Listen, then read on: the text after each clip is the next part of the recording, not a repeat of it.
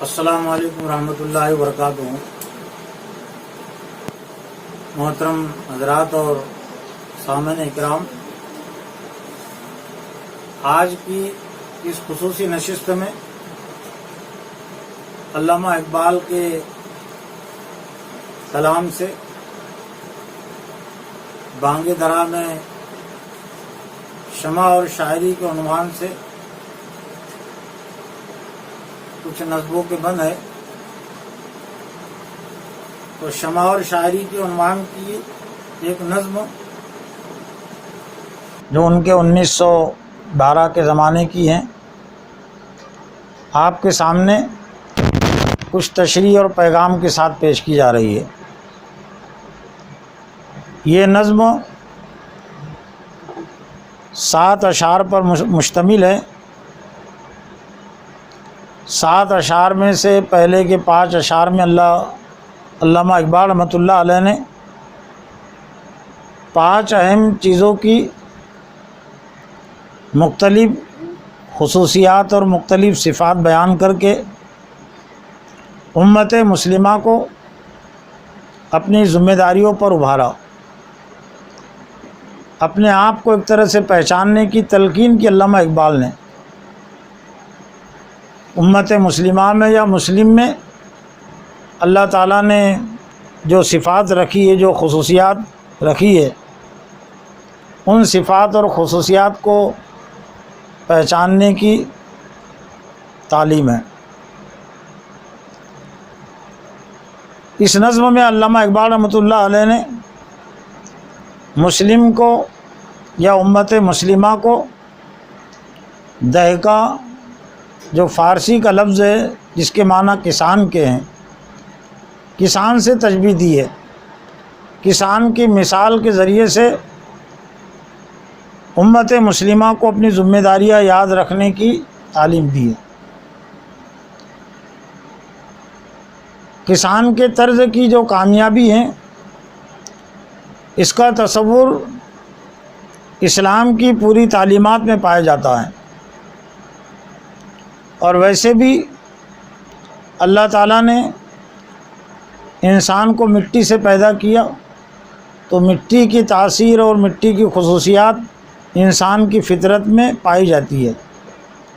اور مٹی کی تاثیر یہ ہے، اور اسی کا نام زمین ہے، اور اسی کا نام کاشتکاری ہے۔ تو اس پر اگر محنت کی جائے تو اس میں کامیابی ملتی ہے۔ اور اگر زمین اچھی ہو لیکن اگر اس کی طرف سے غفلت ہو جائے، صحیح اسے کاشتکاری نہ ملے، صحیح کاشتکار نہ ملے، تو زرخیز سے زرخیز زمین بنجر ہو جاتی ہے۔ تو یہی حال امت مسلمہ کا ہے۔ اور ویسے پوری امت مسلمہ ایک طرح سے اس پوری دنیا کی کاشتکار کسان ہیں۔ کسان پر جو ذمہ داریاں عائد ہوتی ہے کھیتی کے حوالے سے، وہی ذمہ داریاں امت مسلمہ پر اس دنیا میں عائد ہوتی ہے۔ اور ویسے روزانہ کی جو اذان ہے، اذان میں جو کلمہ حی علی الفلاح، اس میں بھی کاشتکاری کا، کسان کا تصور پایا جاتا ہے۔ عربی میں کسان کو فلاحن کہتے ہیں۔ اور اللہ تعالیٰ نے ایمان والوں کو جو کامیابی کو خوشخبری سنائی، بشارت دی فلاح کے حوالے سے، مفلحون کے حوالے سے، تو ایک طرح سے وہ کسانی طرز کی کامیابی کا تصور ہے۔ اور جب کسان کی بات آئیں گی تو اس میں زراعت کی بات، زراعت میں محنت اور مشقت کی بات، اور وقت پر کام کی بات وہ ضرور آ جائیں گی۔ تو اللہ تعالیٰ اس امت کو اس دنیا میں کسان کی حیثیت سے دیکھنا چاہتا ہے، اور کسان کی طرز کی کامیابی کی دعوت جو ہر اذان میں رکھی گئی، حی علی الفلاح، آؤ کامیابی کی طرف، مطلب یہ کہ آؤ کسان کی طرز کی کامیابی کی طرف۔ خود حضور صلی اللہ علیہ وسلم کی جو تحریک ہیں، سورہ فتح کے آخری رکوع میں اللہ تعالیٰ نے حضرت صلی اللہ علیہ وسلم کی تحریک کے ذریعے سے جو انقلاب آیا، جو تبدیلی آئی، اس کو بھی ایک زراعت کی مثال کے ذریعے سے اللہ نے سمجھایا. مثلهم فی التوراۃ ومثلهم فی الانجیل کزرع اخرج شطأہ فآزرہ فاستغلظ فاستوى علی سوقہ یعجب الزراع لیغیظ بہم الکفار. اس سے پہلے کے الفاظ میں حضرت صلی اللہ علیہ وسلم اور صحابہ اکرام کی بنیادی خصوصیات کا تذکرہ ہے، اور پھر آگے فرمایا کہ مثلهم فی التوراۃ ومثلهم فی الانجیل، یعنی ان کی مثال، یعنی حضور صلی اللہ علیہ وسلم کی مثال اور صحابہ اکرام کی مثال توریت میں بھی انجیل میں بھی ہے. کزرع، جیسے کہ زراعت ہوتی ہے، کھیتی ہوتی ہے، اخرج شطأہ، جس سے ایک کوپل نکلتا ہے، جس سے ایک پودا نکلتا ہے. جب وہ نکلتا ہے تو شروع میں کمزور ہوتا ہے، فاستغلظ، اور پھر وہ سخت ہو جاتا ہے، اس میں طاقت اور قوت پیدا ہو جاتی ہے. فآزرہ فاستوى علی سوقہ، اپنے تنے پر وہ کھڑے ہو جاتا ہے. یعجب الزراع، اور پھر جو کاشتکار ہیں، جو اہل ایمان ہیں، ایک طرح سے خود خوش ہوتے ہیں اپنی اس زراعت کے ذریعے سے جس میں ان کو ترقی اور کامیابی ملی. لیغیظ بہم الکفار، لیکن اسلامی کاشت اور اسلامی پودے کی سختی کو دیکھ کر، اس کی کامیابی کو دیکھ کر کفار غیظ و غضب میں مبتلا ہوتے ہیں، وہ اندر ہی اندر جلتے ہیں. میاں بیوی کے رشتے کی حیثیت کو بھی اللہ تعالیٰ نے قرآن مجید میں کسان اور کاشتکاری ہی کے حوالے سے بیان کیا. نساؤکم حرث لکم فاتوا حرثکم انا شئتم. نساؤکم، تمہاری بیویاں تمہاری کھیتیاں ہیں، فاتوا حرثکم انا شئتم، تو تم کھیتیوں میں آؤ جس طرح سے چاہو. گویا کہ شوہر کو میاں بیوی کے رشتے میں اللہ تعالیٰ نے کسان کے طور پر پیش کیا، کاشتکار کے طور پر پیش کیا، اور بیوی کی حیثیت ایک طرح سے زمین کی ہے، زراعت کی ہے. زمین کو کاشتکار چاہیے اور کاشتکار کو زمین چاہیے. اگر زرخیز سے زرخیز زمین ہو اور صحیح اس کو کاشتکار نہ ملے تو یہ زرخیز زمین بھی بنجر ہو جاتی ہے. اور اگر صحیح کاشتکار ہے، صحیح کسان ہے، ماہر اور قابل کسان ہے، لیکن اگر اس کو زمین نہ ملے تو اس کی کسانی اور اس کی کاشتکاری نہیں چل سکتی. نظم یہاں سے یہ شروع ہوتی ہے. آشنا اپنی حقیقت سے ہو اے دہقاں ذرا،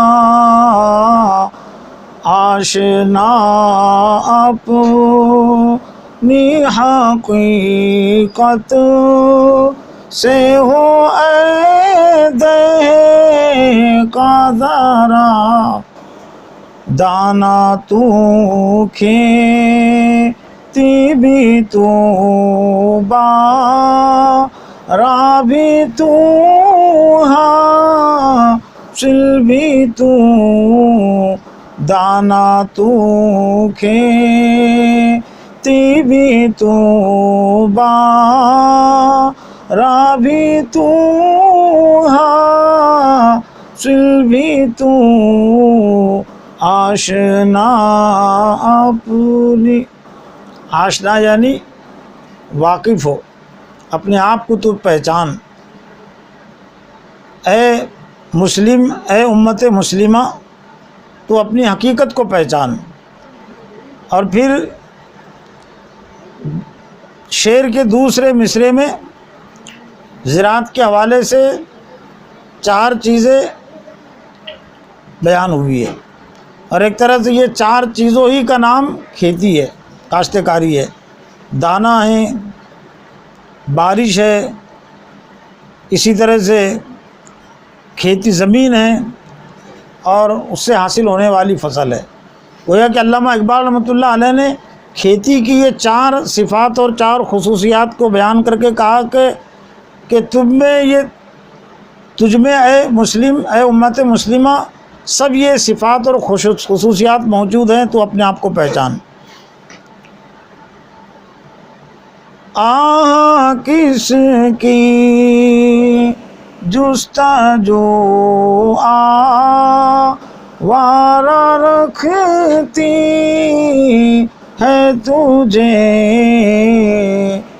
آہ کس کی جستجو آوارہ رکھتی ہے تجھے، راہ تو رہے رو بھی تو رہے بر بھی تو منزل بھی تو، راہ تو رہے رو بھی تو رہے بر بھی تو منزل بھی تو، آشنا اپنی۔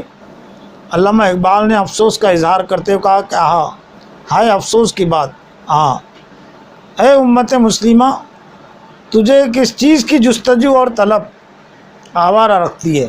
آوارہ کہتے ہیں جس کے پاس کوئی کام نہیں، جو بغیر کام کے پھرتا ہے رہتا ہے، اس کو کہتے ہیں آوارہ۔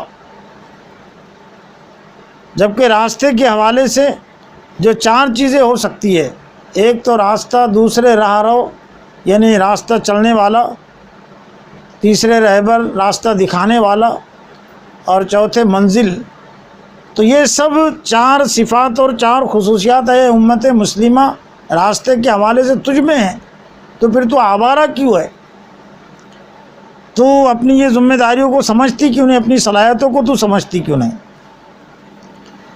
کانپتا ہے دل تیرا اندیشہ طوفان سے کیا، کانپتا ہے دل تیرا اندیشہ طوفان سے کیا، ناخدا تو باہر تو کشتی بھی تو ساحل بھی تو، ناخدا تو باہر تو کشتی بھی تو ساحل بھی تو، آشنا اپنی۔ کانپتا ہے دل تیرا اندیشہ ہے طوفان سے کیا، ڈرنے کی جو کیفیت ہے گویا کہ اس کا اظہار ہے کہ طوفان کے اندیشے سے تیرا دل کیوں کانپتا ہے، تو کیوں ڈرتا ہے؟ پھر سمندر کے حوالے سے ایک طرح سے 4 کردار، 4 صفات، جبکہ ناخدا کہتے کشتی چلانے والے کو، فارسی لفظ ہے یہ، جو ملا ہوتا ہے، کپتان ہوتا ہے، کشتی چلانے والا، اس کو ناخدا کہتے ہیں۔ جبکہ تو ناخدا بھی ہے، کشتی چلانے والا بھی تو ہے، سمندر بھی تو ہے، اور کشتی بھی تو ہے اے امت مسلمہ، اور ساحل بھی تو ہے، تو تجھے پھر کسی طوفان کا اندیشہ کہاں ہے؟ تیرے لیے پھر طوفان کا اندیشہ کہاں ہے؟ دیکھ آ کر کوچے چاں کے گرے بام کبھی،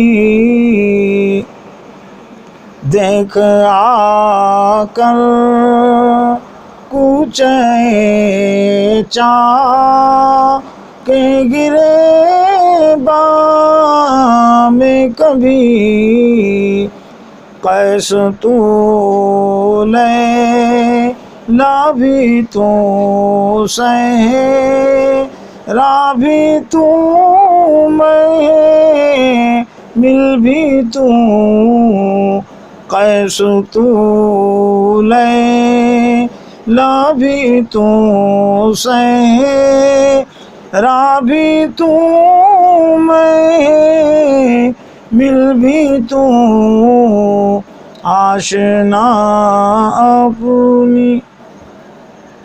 اے امت مسلمہ، دیکھ آ کر کوچے چاہ کے گریباں میں کبھی، تو اپنے دامن میں جھانک کر دیکھ، اپنے پھٹے ہوئے دامن میں تو جھانک کر دیکھ، تو ہے کیا؟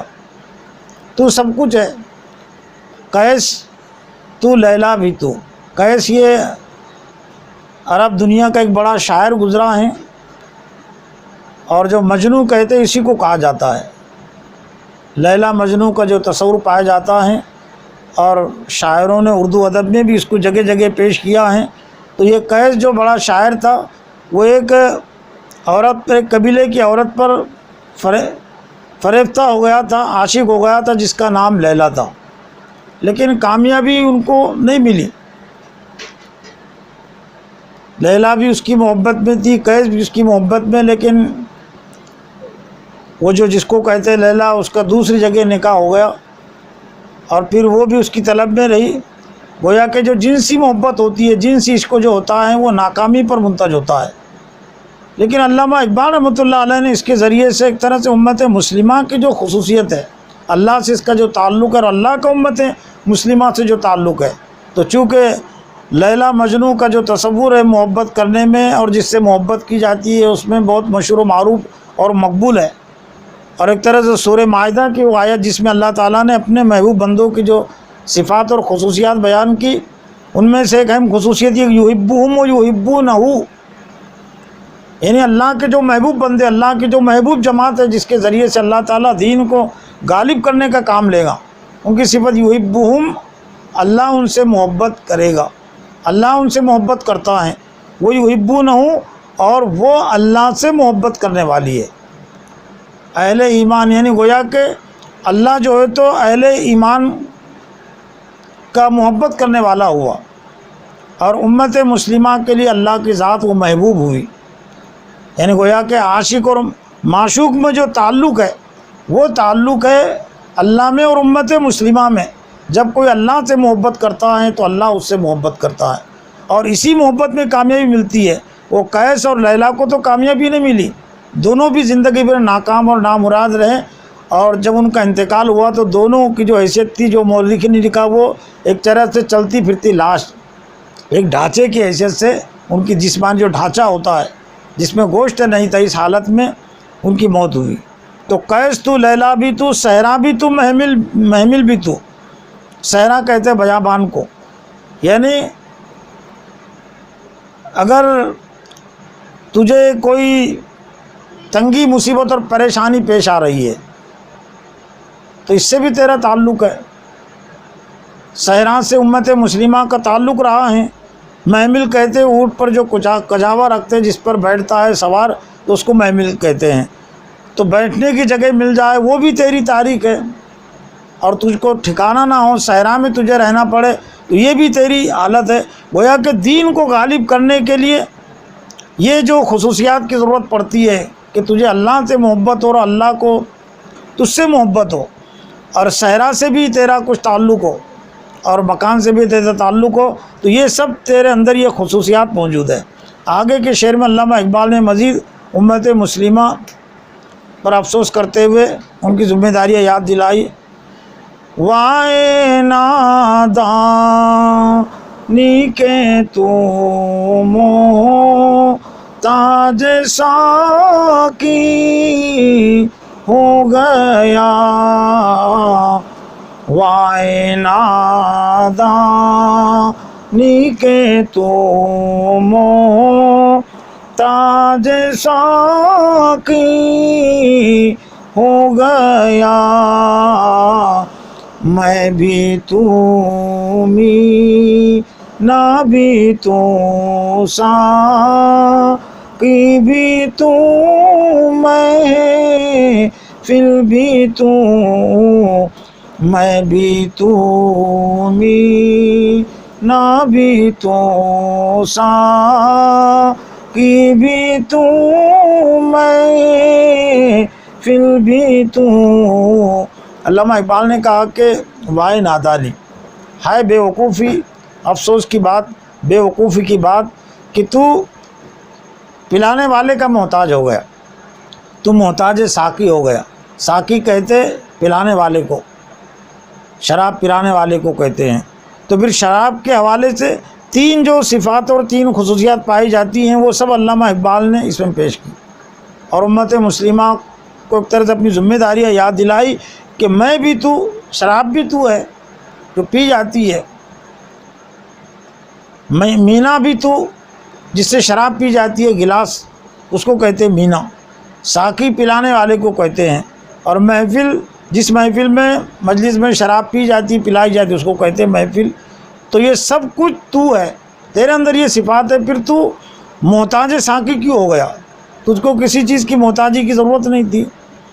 آخری دو شعروں میں علامہ اقبال نے امت مسلمہ کو بہت ہی اہم پیغام دیا۔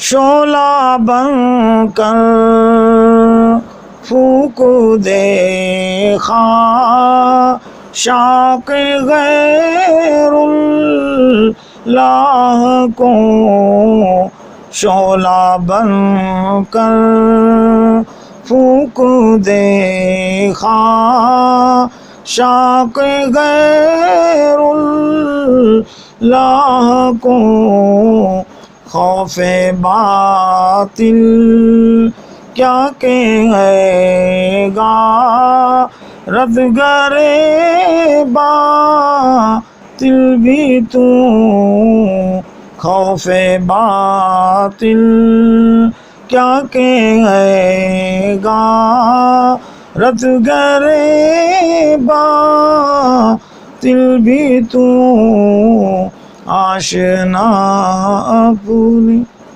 شعلہ بن کر پھونک دے خاشاک غیر اللہ کو۔ شعلہ کہتے آگ سے نکلنے والا جو ایک شعلہ ہوتا ہے اس کو کہتے ہیں۔ تو شعلہ بن کر پھونک دے خاشاک غیر اللہ کو، اللہ کے علاوہ جو دوسرے معبود ہے، جو باطل پرست ہے، تو یہ خس و خاشاک ہے، کوڑا کرکٹ کو کہتے ہیں خس و خاشاک۔ تو آگ بن کر تو پھونک دے اللہ کے علاوہ جو کچھ معبودان باطل ہے، ان کو، ان کی طاقت اور قوت کو۔ خوف باطل کیا ہے؟ باطل کا تجھے خوف کیوں ہے؟ غارت گرے باطل بھی تو، باطل کو غارت کرنے والا تو ہے، تجھ سے باطل جو ہے تو غارت کھا جاتا ہے، وہ شکست کھا جاتا ہے، باطل کو غارت کرنے والا، ختم کرنے والا تو ہے اے امت مسلمہ۔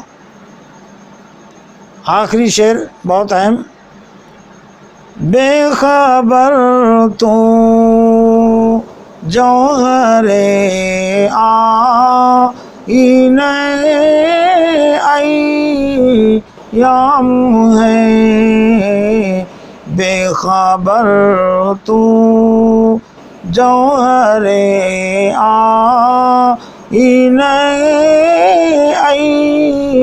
ایام ہے، تو زمانے میں خدا کا آخری پیغام ہے، تو زمانے میں خدا کا آخری پیغام ہے، شو آشنا اپنی بے خبر تو جوہر آئینہ ایام ہے۔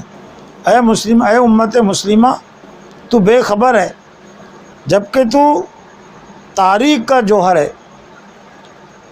آئینہ ایام کہتے تاریخ، وہ تاریخ جو اسلام کے غلبے کی تاریخ ہے، جو انسانیت کی تاریخ ہے۔ تو جوہر آئینہ ایام ہے کہ تاریخ سانس تو ہے، تجھ سے تاریخ بنتی ہے، تو بے خبر کیوں ہے؟